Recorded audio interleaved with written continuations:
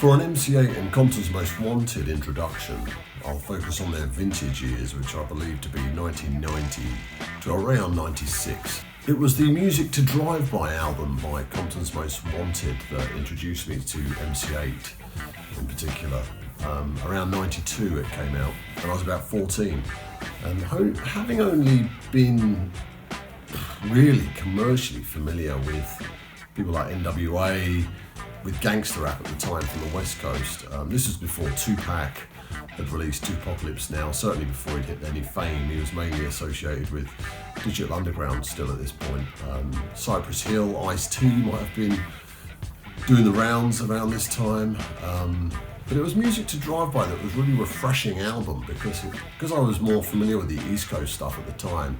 I could feel a definite synergy here. And I can't tell you enough just how on point the beats and the samples were on this album.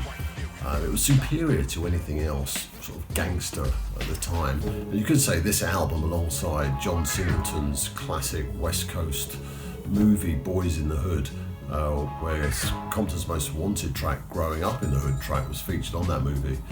This was like my first real keen interest into gangster rap. So it wouldn't be long after listening to this album that I checked out their debut album in 1990. It's a Compton Thang, and I was just more impressed, to be honest. It's another brilliant album. One Time Gaffered 'Em Up in particular, and Late Night Hype, which was so ahead of its time, which would be the kind of style that he did revisit in a couple of years later, which I'll come on to. And their second album, Streight Checkin' 'Em, which featured, like I said, the track from Boys in the Hood on that, Growing Up in the Hood. Other tracks were like Wanted, Raised in Compton, and my favourite, Death Wish. Brilliant album again, you know, just three brilliant albums that came out in 90, 91 and 92. And they still sound good today, I think.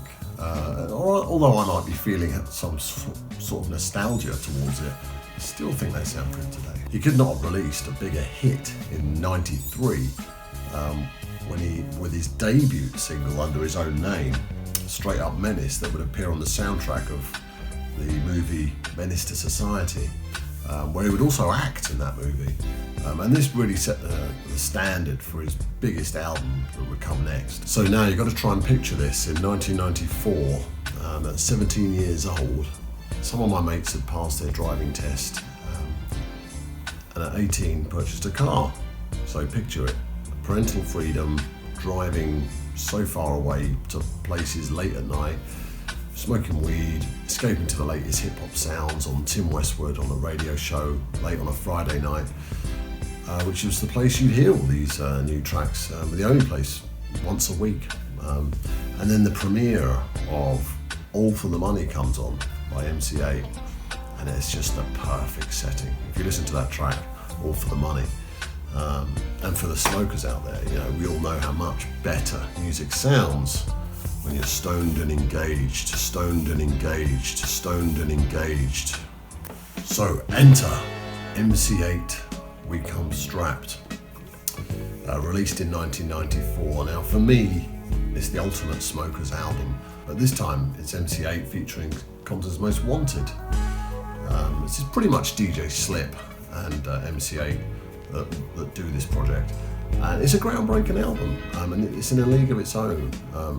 An album that's pure West Coast, made for smokers, where artistic production is top of the Premier League that year. I mean, even the artwork for the tape and the CD sets the tone for the album's perfect journey. While the hugely successful G-Funk era that was taking everyone's attention at the time, all that generally washed over me, and it was We Come Strapped album that was just taking all my attention. Redman and Spice One feature on Nothing But the Gangsta. Take Two With Me is a high-octane gangster story where the music fits the emotion like a glove. But my personal favourite is Eiht's gangster story of Going Out Like G's. This album is so chilled, yet it's so hard and gangster at the same time. Hence it didn't get the sales of success it deserved, even though it did go gold. Not an easy combination to master, but just turn it up, roll a fat one, and you know, when an album's this good, I don't need to say much more. Staying in 94 here, also check Caps Get Peeled by DFC featuring MC8 and Gangsta Team by South Central Cartel featuring Tupac, Ice-T, MC8 and Spice One. A sneaky gangster classic from 94. Now, according to Encyclopedia.com, because this album went gold, being the first ever rapper to hold the #1 spot for 5 weeks on the Billboard R&B chart, before Jay-Z did it apparently, and this was when Boyz II Men were around and they were on fire. His label Epic Street apparently moved the goalposts and slashed his budget, withdrew any promo support that the album deserved, and he got 0 royalties.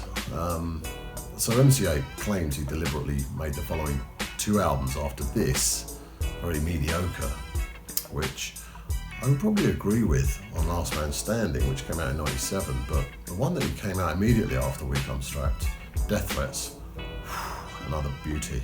Death Threatz in 96, I mean maybe MC8's playing it down because he didn't want Epic, because these next 2 albums would be under contract with Epic Street, so he didn't want them to do well because he wasn't getting rewarded from them. So maybe he was just playing it down, but Death Threatz that came out in 96 was fantastic. Staying in 96, also check out Throw Your Hands in the Air featuring Eric Sermon, Redman and Be Real of Cypress Hill.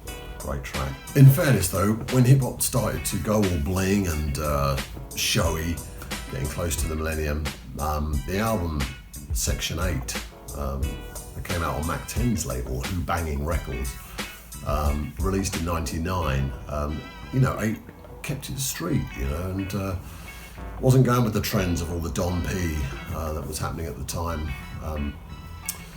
Ice and yachts, and countless bikini girls. Living in the Streets and Flatline being my absolute favourites from this album. And after the year 2000, I personally found hip hop took off in a direction I wasn't too keen on. Or maybe I was just getting older, or maybe I needed something different after being into hip hop for 10 years.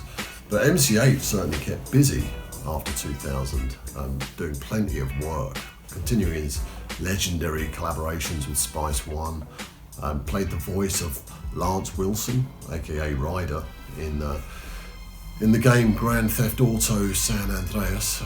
He featured on Kendrick Lamar's Mad City in 2012, and he put out his best work, in my opinion, since the 90s, when he released Which Way Is West in 2017.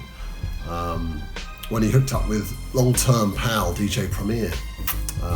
Break Sinatra helped out on the production. And it's a real high quality, level of material that I never saw coming, which makes it even more enjoyable. Check out Gangsta Gangsta with Kurupt. Last One's Left featuring Comptons Most Wanted, and For the OGs featuring Bumpy Knuckles. 3 tracks I just kept spinning all year round. And in the last few years alone, he's done joints with Conway the Machine, Be Real, David East, Havoc of Mobb Deep, Kurupt, and Exhibit. Anyway, on to my top 10. And this covers a lot of his solo work as well as his work with CMW. So a lot of tracks. It's in chronological order, as I feel it just works better this way. As far as I can tell, DJ Slip, Boom Bam and Chill, DJ Unknown, DJ Mike T, Lil Hawk and Bird, they all played a part in Compton's Most Wanted over the years, but MC8 always seemed the central figure in Compton's Most Wanted, which is why I focused on MC8 over the last 30 years. So when it comes to my headphones in LA, CM Dub will always be my most wanted.